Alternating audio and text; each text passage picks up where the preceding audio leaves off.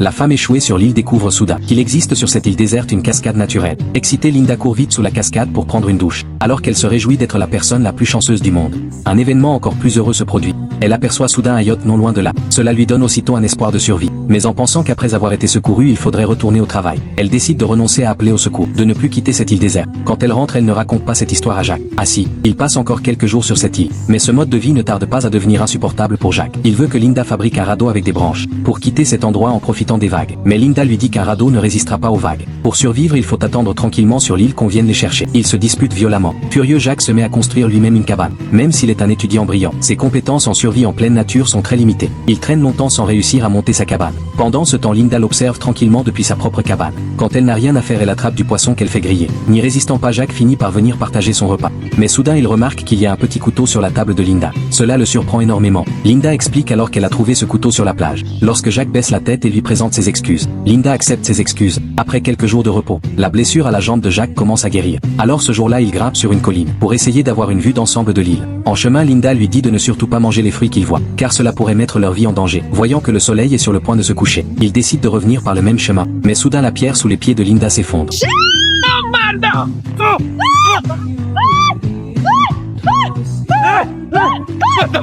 Heureusement, après les efforts de Jacques pour la sauver, Linda est finalement remontée du bord de la falaise. Et c'est justement à cause de cet incident que Linda commence à accepter cet homme colérique. Mais les choses ne se passent pas comme prévu. Bientôt, une violente tempête s'abat sur l'île. Voyant les vagues emporter leur cabane, ils doivent évacuer rapidement. Ils finissent par passer la nuit dans une grotte. Le lendemain, ils construisent un nouveau refuge. Pour fêter leur déménagement, ils préparent un grand repas le soir. Ils croient que le bonheur les attend. Mais après que Linda a fini de savourer son repas, ses jambes deviennent molles et sa vision se trouble. Jacques, au lieu de l'aider, sort le radeau qu'il avait caché dans les buissons. En réalité, Jacques ne veut plus vivre de manière primitive sur cette île, pour empêcher Linda de l'empêcher de partir. Il a donc agi ainsi, mais il a sous-estimé la puissance de la nature, car très vite le radeau est disloqué par les vagues.